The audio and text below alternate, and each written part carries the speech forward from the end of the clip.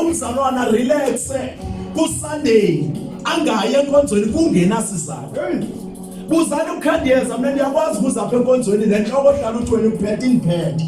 Ngiyakwazi ukuzapha enkonzweni ndigula njengawe nami ngiphethwe ififa. Ngiyakwazi ukuzapha enkonzweni ifiqolo ungathi angeke kungathi kubhlungu apha emqolo bathi ngithemba into eyodwa ngithemba uThixo.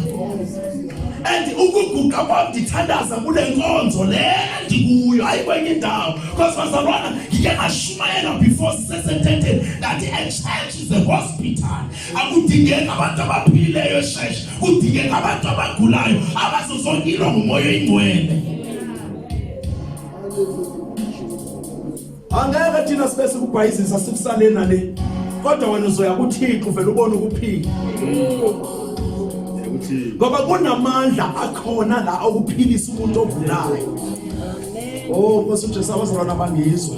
Kunamandla la afana netablet adlula netablet lethengwayo. Njengoba uzoya kuDoctor kunika itablet kunamandla kwabe uyakwazi ba kunamandla la upholisa iswekile ikhona emzalwaneni. Ilali iswekile ingathi ayikho. Aoperate umzalwane normal njengokufana nabanye. Inkinga inye ngoba webhathiswe amandla kaNkulunkulu uthando lungaphakathi kuye. Mina bazalwane ngizothetha nje izinto ezifew ngifuna ukubonisa amandla kaThixo ukuthi uThixo ayikho into emnqabelayo. Amen. Abantu bonke abamkhonzayo uNkulunkulu bayayazi lento endiyithetha ukuthi bake bangena apha begula baphula bephilile. Ukumthemba kuphela uJehova. Ukumthemba nje kuphela.